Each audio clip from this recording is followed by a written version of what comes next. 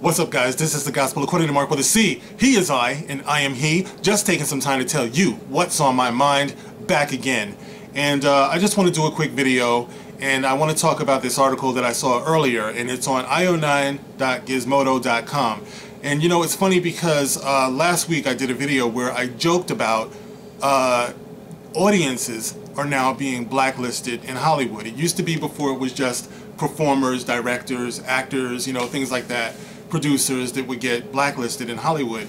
But now, because everyone is falling into this narrative that says fandom can be toxic, all of a sudden, after decades and years and years and years of Hollywood and show business, now all of a sudden fans are becoming toxic.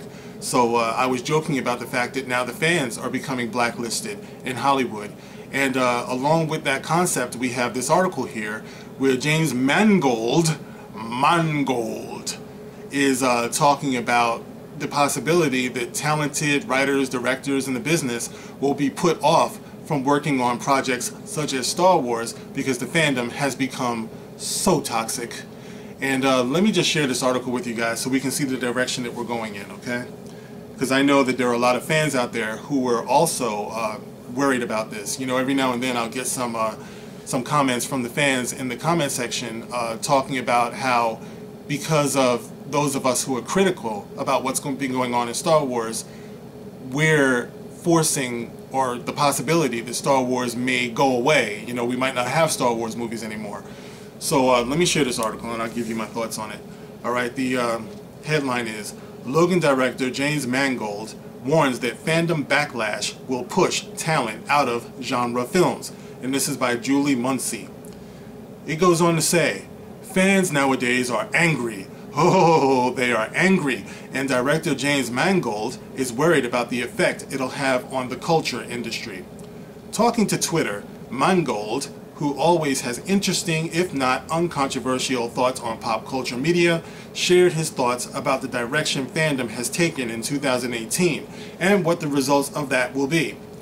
In a series of tweets, Mangold, sorry guys, I just love that name, Mangold, outlines his concern that fandom outrage and the fear of upsetting an eager mob of commenters, tweeters, YouTubers, and other variations of online fan will drive smart, creative people out of wanting to do anything with big franchises.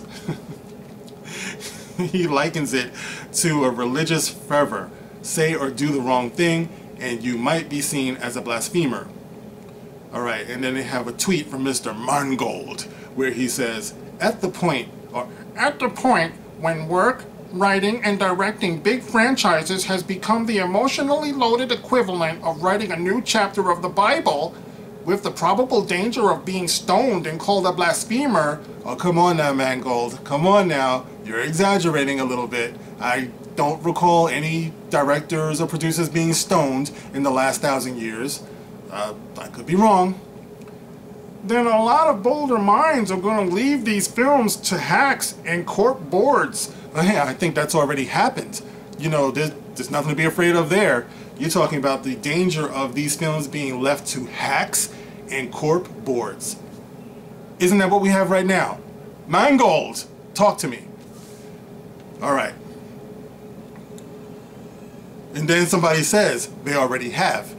Mangold comes back and says, oh, if you feel that's the case, if you feel the filmmakers are just corporate tools and powerless, then why bitch at us? In the case of @Ryan Johnson and @Chris McQuarrie, I assure you, these cats are not owned. They actually fight your battles behind the scenes. That is an out-and-out lie. We know. We heard it from Ryan Blockheaded Pootie-Tang Johnson several times, that he doesn't care about giving the audience the films that they want. He cares about telling the stories that he wants to tell. That's not fighting for the fans. So stop your lying, Mangold. Stop it. You know, we didn't just pull this out of our collective butts. This is what's been going on. I know it ain't pretty, but the truth, yeah, the truth hurts. Somebody else says, what was the religious business? Mangold says, the fervor of some attacks has an evangelical ferocity. Now I get it, because for many folk, including me, The SW saga holds tremendous spiritual power, similar to a religious text, but we must remember to try to handle our disappointments the way Yoda might, as opposed to Darth. At IO9, we've already talked about how fandom can have a detrimental effect on the industry when it gets nasty. Loving something is fine and good, but when it turns into trolling and harassment, it does real material harm to the people involved in creating those things. And Mangold is right. People will leave, and the people most vulnerable to this sort of treatment, women and people of color and marginalized folks of all sorts, are going to be the ones who are driven out most quickly and easily. As a person of color, I cry BS. Try again. You're wrong. You're lying. You're full of it. Okay? This is a person of color. You're lying. Okay? Stop it. Stop using people like me to make your little crappy points. Let me ask you something. If the narrative has been that it's just a small 5% of crazy fans, then why would that be enough to drive out the industry's biggest talent, making all those billions of dollars, if it's just a little 5%? So what the real problem is that the majority of audiences are being vocal because, after all, this is the internet age and social media, so you're reading all of the audience feedback, and you're having a problem with the fact that you're not being just bathed in raves, you know, and compliments and all types of accolades. Because if you were, you wouldn't have a problem with this, okay? And if it were really just a small, tiny minority, then you wouldn't be worried about the industry's biggest talent being driven away.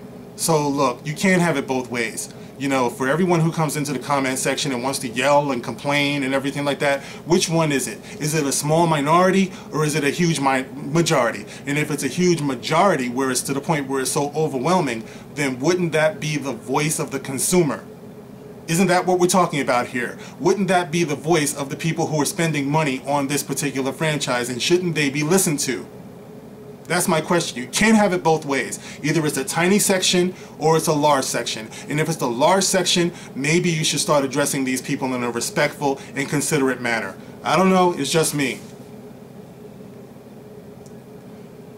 Okay, and it says here, it's refreshing to see a prominent creator point out this fact, which a lot of people in lower rungs of the culture industry are already well aware of. If we want a world of genre fiction that's diverse, exciting, and relevant, it's important to oppose and stamp out hateful, harassing behavior. And we need creators like Mangold to help. Okay, that looks like that's the end of the article.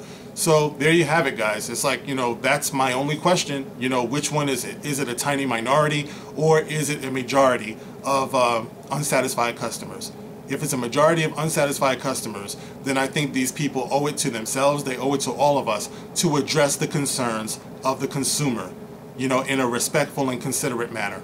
You know, that's my only point. If they're not going to do that, well, I welcome them to leave the industry. We won't miss them.